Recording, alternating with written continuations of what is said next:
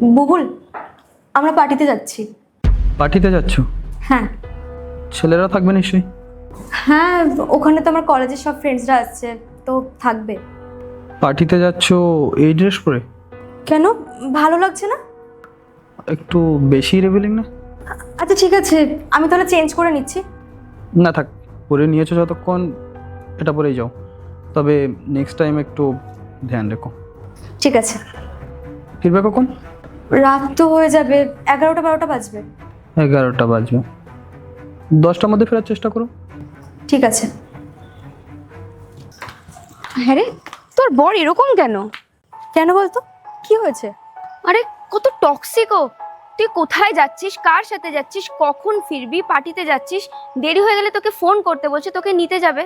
তাছাড়া একটা কথা বলতো, তুই পার্টিতে যাচ্ছিস, সেখানে ছেলে মেয়ে সবাই আসবে, এটা তো খুব অবভিয়াস ব্যাপার, তাই না? আরে শর্মিষ্ঠা, এখানে প্রবলেমটা কোথায়?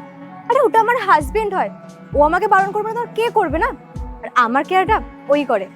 তুই যেটা বুঝেছিস ভুল বুঝেছিস। ও তোর কেয়ার করে না, ও তোকে কন্ট্রোল করার চেষ্টা করে। আচ্ছা শর্মিষ্ঠা, তুই এখানে কন্ট্রোল বা ইন্ডিপেন্ডেন্ট এই কথাগুলো কোত্থেকে পাচ্ছিস? আমি তো বুঝতে পারছি না। সব থেকে বড় কথা, ওটা আমার হাজবেন্ড হয়, তো ও আমাকে যেগুলো বলেছে না, পুরোটাই ওর অধিকার। তুই এটা ভাববি, যখন তোকে কেউ গুরুত্ব দেবে না, বা তুই কোথায় যাচ্ছিস, কি খাচ্ছিস, কি পড়ছিস, কে কে আছে, এগুলো তোকে দেখবেই না, তাহলে এটাই বুঝে নিবি না সে তোকে প্রোটেক্ট করছে না। আর যখন তোকে কেয়ারের মধ্যে রাখবে, তখন এটাও বুঝে নিস তোকে প্রোটেক্ট করছে, নাহলে তুই কোথাও সেফ নস। প্রীতিশ, শোনো না, আমি পার্টিতে যাচ্ছি। ঠিক আছে, যাও। দেখো না, আমি নতুন ড্রেসও পরেছি, আমাকে কেমন লাগছে? ভালো লাগছে। বলছি, ওখানে না কলেজের পুরনো ফ্রেন্ডরাও আসবে, অনেক ছেলেরাও থাকবে, তোমার কোনো প্রবলেম নেই তো? না না। শোনো না, বলছি আমার না ফিরতে হয়তো অনেকটা রাত হয়ে যাবে, কাল সকালেও হয়ে যেতে পারে। ঠিক আছে।